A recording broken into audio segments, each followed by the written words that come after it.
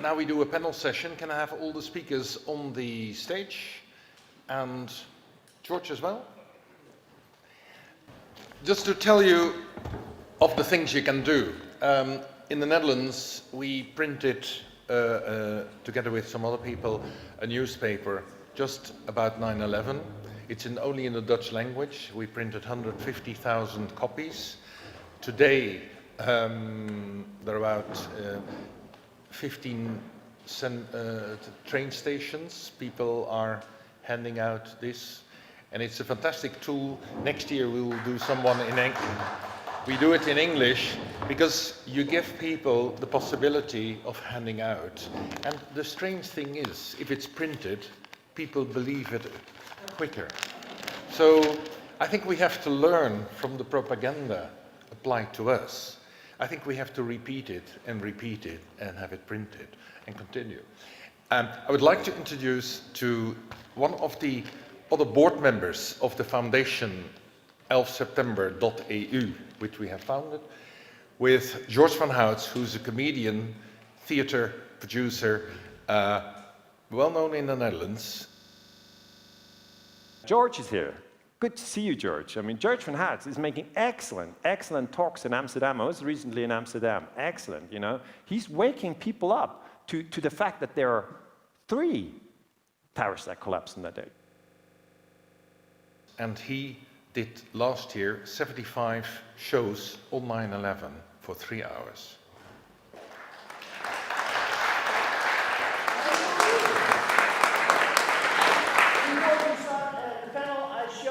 The little clip, I hope I can find it. Dit is een markante, iconische toren. Maar hij is te klein. Hij is veel te laag. Hij moet 5 keer hoger. Zo ja. En dit is maar 1 en ik heb er 2 nodig. Zo ja. Nee, er was nog een derde. Die was de helft zo klein als die eerste 2 en heet Building 7. Vraag. Je moet deze 3 torens binnen 1 dag van de aardbodem laten verdwijnen. Elke toren ook nog binnen 12 seconden. En je krijgt hiertoe 2 vliegtuigen.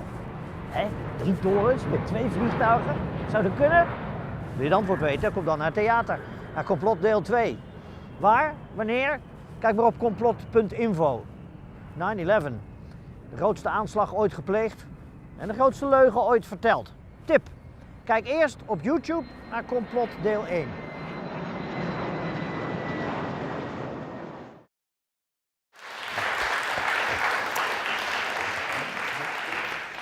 We have 2 questions that are similar, but the content is the same. And it is, what can we simple people do in order to turn the public opinion for the truth? Shall we start at the end? Talk to others, show them YouTube links, talk to your local politicians. Maybe everyone has a person representing him in his parliament of choice, like in my case in the German parliament or so. You can talk to people. That's what I would suggest. Very good. Yeah, I agree. Talk to your people, because your credibility within your peer group is much higher than that of any politician or any newsmaker. I mean, everybody has like 20 or 50 friends, and within that group, you're very influential. Okay, that's very important to know. Research shows that people don't basically trust the Swiss government. They rather trust their mother, their brother, although it can lead to fights if you talk about 9/11. That's true. Even in your closest circle, I've heard from people. One man has can I share that story? One man has sent me an email from Germany. I've never met him. He said, I'm 60, I have 2 sons, they're 30, they're grown up, and last Christmas they raised the issue of World Trade Center 7. And they said, Dad, come on, wake up, you know, it's brought down with controlled demolition. And the dad, who was just reading mainstream media, he said, I've never heard of it, and so it can't be. That's usually the argument. And then they said, come on, we don't know you like that, Dad. You're so clever, you're so honest. Why would you believe that nonsense? And then he said, guys, I don't want to see you anymore. And they said, we don't want to talk to you anymore anyway. And then they didn't talk for 6 months, okay? So it can happen in a family. And then this dad watched a video from a presentation I gave on YouTube on World Trade Center 7. And then he was convinced that, in fact, this is a huge elephant in the room. And he called his sons, and he said to them, guys, come over, I have to apologize. Let's drink a beer together and tell me what you know. So it can really lead to very interesting developments. And you have a lot of influence in your community, not to the White House and not to the Pentagon, but in your community you have a lot of influence. Thank you. Well, it's interesting. I have a totally different perspective on the answer to this. It's probably because I'm in my 7th generation. And, you know, we have limited time on this planet. And so I like to focus on where my energy can make the most difference. And for me personally, I honor those who do the grassroots. But what I've learned in my life, and I could give you examples later if you'd like, but I've learned in my life from personal experience that one person in an official position who comes out for the truth is worth millions of us. But we can do research and find and target that individual who can really make a difference. Now, in my case, that was Mike Gravel. Okay? So we have completely changed the foundation of international law in terms of sovereign immunity because of an idea I had and going to the right single individual. So pray about it, you know, and then go to the right person. I suppose what I would add, so I'm not good with mics. I agree with everything that's just been said. I think also that 9/11 is critical that we engage and we talk and we educate ourselves and try to educate those around us, with the caveat that members of the family can get very angry, and I've certainly had that experience as well, in terms of siblings. But it's also important to take 9/11, and as I suggested in the presentation, to take what we know about 9/11 in order to understand where we are now and to understand what understanding 9/11 means for our understanding of the societies that we're in. And I think when I talk to some people in the American truth movement and so on, you know, the agenda really is that, yeah, we all need to find out about 9/11, but it indicates 9/11 is a symptom of a much bigger problem in our democracies. Problems with propaganda, problems with the corruption of multiple institutions, and so on. And so I think, you know, this is ultimately needs to become a political project. Now, we will have to be, you know, manage our times, and we can only do as much as we can do. But I think thinking about 9/11 and taking from it where it directs us in terms of real political engagement, we have to get democracy back. We don't have democracy anymore in the West, and if there's one thing which proves that beyond a doubt, it's 9/11 and the global war on terror. We need to get that democracy back, so that means political engagement, peace movements, and the one thing I add, you know, this isn't a left-right issue at all. This is about our institutions, our agencies, NIST and so on, our governments doing what we expect them to do in a democracy, and we have a very major failure, and we need to get that back. So I think we translate understanding of 9/11 into a broader political movement and agenda, and we act accordingly. Get involved with whatever you can, whatever your time allows, but I think that's an important thing to keep in mind in terms of, and I know it's a big task, and obviously, but we're in quite a mess, and that's putting it politely, in terms of the loss of our democracies at this point in the history of the West. If you think of the West as this kind of, you know, this birthplace, etc. I know it's not, but this kind of sort of leading force for push towards democracy over several hundred years and so on. All of that's in tatters, I would suggest, at this point in time, and we need to try and get it back. This is a question I often get from the audience. What can we do, ordinary people? Well, considering the task of 9/11, we are all ordinary people. And one condition for approaching this is to recognize that you do not go out and look for 9/11. 9/11 finds you wherever you are in time and space. That's all you're committed to do whatever you can in time and space, wherever you are. Push every button, but do it with love and respect. In particular, Piers mentioned the siblings, the children, and the parents of the same children, because this message causes fear and pain. It's painful. You're actually hurting someone when you're telling the truth, because fear is the basics of power. Fear is how you rule. So be careful not to impose fear, because it makes things worse. Be careful. And of course, you have to tell the truth. I'm a grandfather of 6 grandchildren. And now they're getting older, but I'm telling the same story. When they get old enough, they're going to ask me, "Grandfather, which side were you on?" And my answer will be, "I was on your side." Thank you.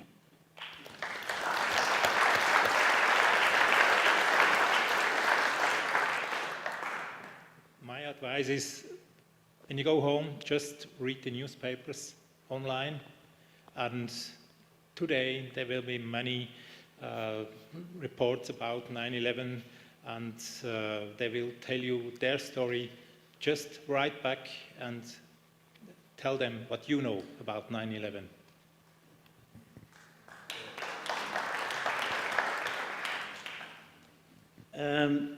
Yes, I want us to unite. Step out and unite. And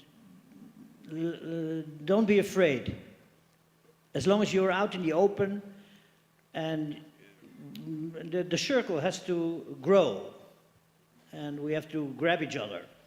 That's what I experience in the theater, that people often when they study 9/11 feel completely lonely in their room with their computer. But when they are in a theater hall and they say, "Hey, you studying it as well, you as well, you as well." Okay, then they form groups, and then we support each other. Very good. The next practical question is, how can I convince a friend of the fact that the videos published by the Truth Movement are not as false as the media published in the official news? You can't. What you can, I mean, I tried it. So some people just resist.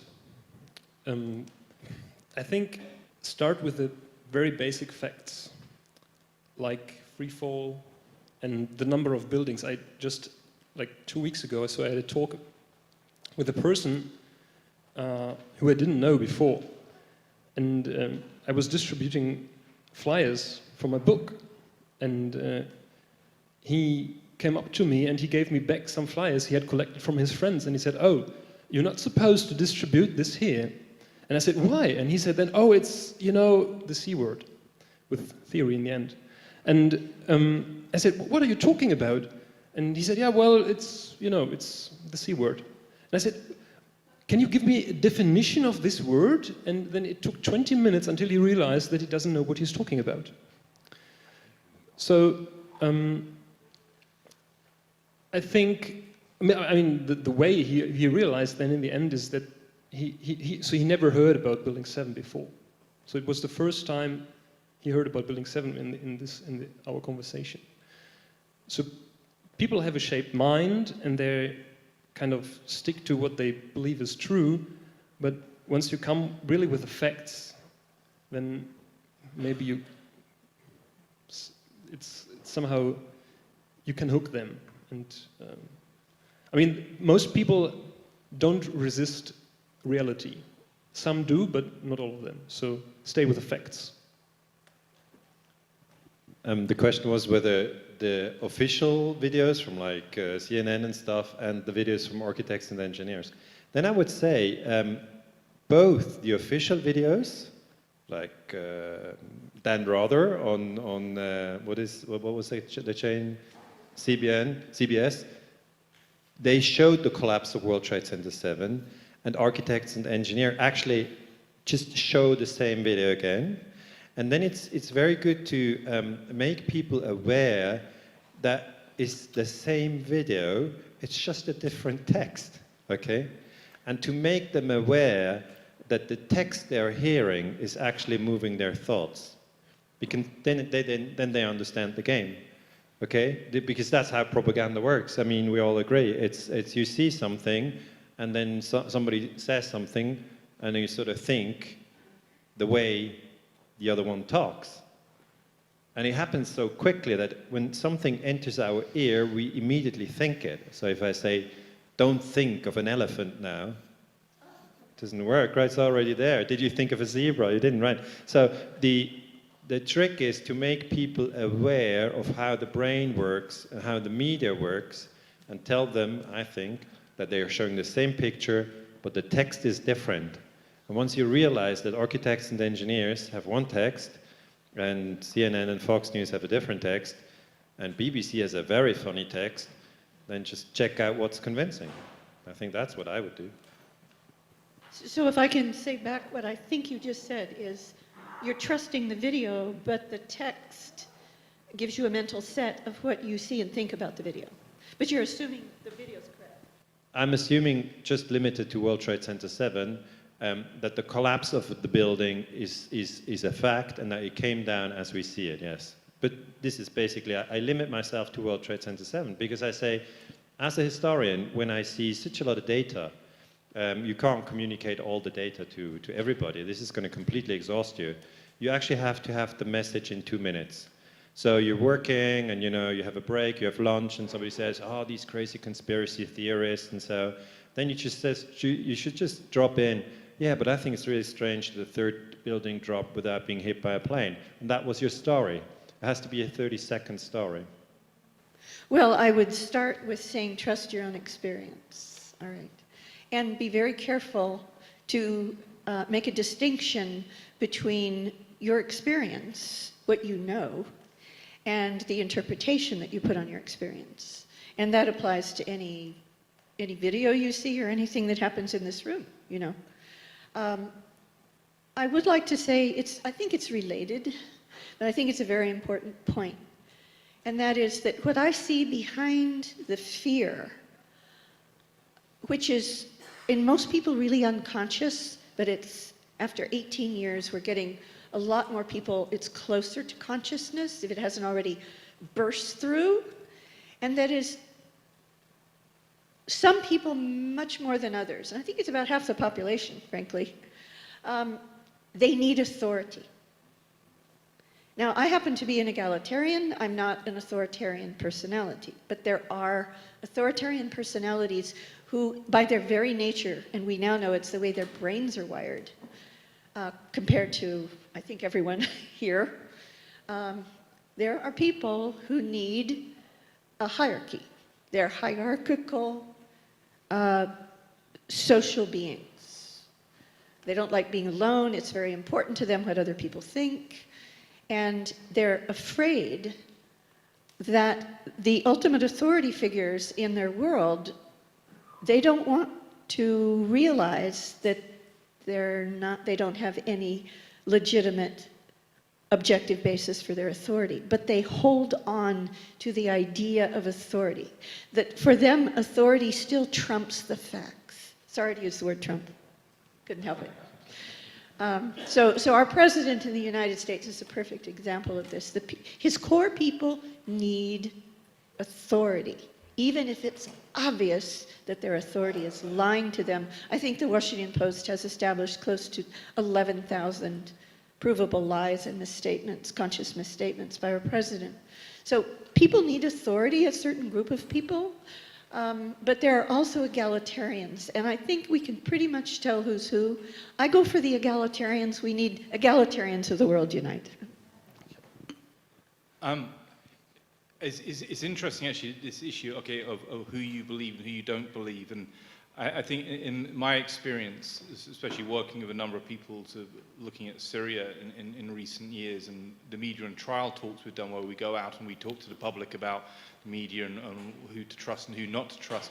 And also somebody who's been teaching for 20 years in the university sector and watching students coming up and going through the system, and also over the years I sort of tended to detect somewhat a tendency for students to become less independently minded, have less confidence in their own ability, in their own judgment. And there's a sort of a phrase out there in the alternative media world about gaslighting, this term used to try and demolish people's confidence in their ability to work out what's going on. And I think I think we and our children and the people around us, we need to try to develop a better confidence in our own ability, because I think that's been taken away. We live in a society where we are told what to think. And academics are as bad as anybody on this. You go into a university and your academic is up there and you have to follow them and so on, or see them as the authority figure. I think sort of this kind of the notion of democratizing and getting people to develop the confidence to trust their own judgment, because people people do have the intelligence and the ability, if they have the confidence, to look at pictures and to decide whether they're going to go with the NIST interpretation or whether they're going to go with Peter Ketcham's interpretation. Most of us have the ability to do that, but it's about overcoming this way in which there's multiple ways in our society where we are disciplined and our confidence and our ability is taken away. I think education is very guilty of that in many Western countries. We're not teaching our kids to be critical, independently minded. We're teaching them to jump through hoops and get the jobs, etc. So I think that's very important. And when people use those skills that they have, all people have, I think you have a great chance of being able to sort the accurate information, the trustworthy information from that which is not trustworthy. Thank you. Well, I think that the questioner here was asking for some hook lines. I mean, what is a snappy opening remark in the Friday afternoon bar? And I will have two suggestions. And the first, repeat my introduction to my own presentation, because I think the simple Building 7 is fine and free fall is fine, but many people has not seen free fall. Everyone has seen the collapse of the Twin Towers, and everyone has seen the lateral ejection, horizontal ejection of steel beams. Now, do you think this is gravity? Because gravity goes like that. Game over. Game over. The official narrative is wrong, and it cannot be wrong twice.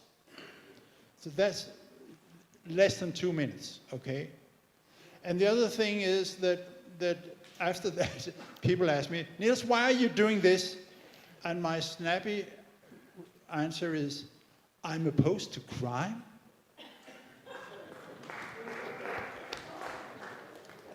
I think you have to do your own research. When you watch pictures about white helmets, you see the same children at different places. So this picture may be fake. And so you can go on and you will find out yourself what is true and not. But it needs a lot of time. Sometimes I find myself lost in despair because my audience doesn't believe me.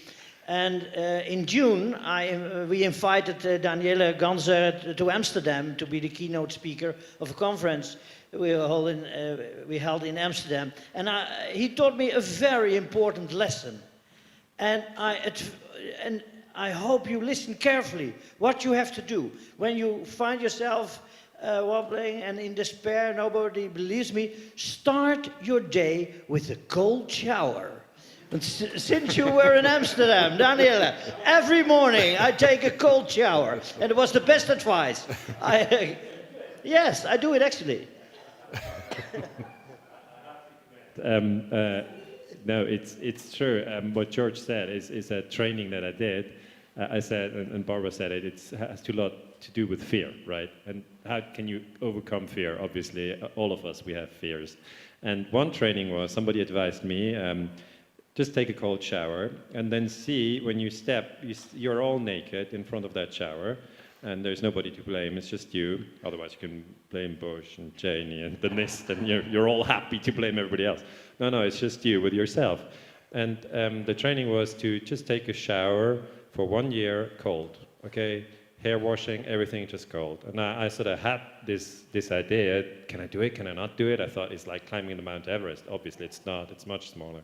But then I said I'm gonna do it. So I did it for a year. And there's two facts. First thing, you shower much faster. Yeah. And second thing is that when you're staying there, you see inside yourself that your thoughts turn, okay? They produce a lot of stories. They go, no, I can't do this, I can't do this is crazy, why should I do this? Is there another book on that topic? And it's all sort of stuff, okay? And then you see that your head is actually sometimes in a very funny state, okay? And you realize it right there. And then you can go beyond that moment and say, I don't care. You talk, the head talks, and you take your thinking not so serious, because it tells you all funny things, like why you shouldn't do it, why it's dreadful or crazy, or nobody does it in the world. It has stories endlessly. It doesn't shut up, right? Even the moment when you step under it, it tells you you're gonna die, and then you find out it's not true, and then you have this internal thing of, what nonsense are you telling me? And George, as you say, the net effect is it just strengthens your nervous system. It strengthens your nervous system. Because you see then that you can actually take up much more criticism than you think. Because I got a lot of flack from the Swiss press. They're writing naughty things about me, and then I was a little sad, and then that was a good training. Would firewalking be just as good, or is it the cold that's... Firewalking is just as good. I never did that one. Did you do that one? Okay. But it's just, it basically, it's also what Neil said, we're much stronger than we think, okay? All of us. I mean, we usually think, oh, I have nothing to say because I'm so small. I cannot understand anything because I'm so stupid. I don't know anybody because I'm alone in the world. That's all not true. Not true. And then sometimes we tell ourselves, I'm already at the max, okay? I can't do more, this is it. These are just thoughts, and they're basically nonsense. And once you're in the cold shower, you understand. Thank you very much. Thanks. Because we're in Switzerland, I don't dare to go over the time set by the minute. So, but for those that want to leave, they can go. The speakers are invited for the downstairs in the restaurant. There's a bar there. People want to talk to them, and I have some very good questions. And I give you one question, which I think is a very good one, but a difficult one to think about, and then we can discuss that later. What do you think will be the consequences worldwide once the false flag operation is being discovered, realized by the mass of the population? I'll repeat it to you. I want to thank you very much. I'm impressed by the number, how it was organized by the technicians and here, and the support we got from some people in the audience. We'll be back, and we hope that you can learn from each other, work together. We are much bigger than you think, and we do something.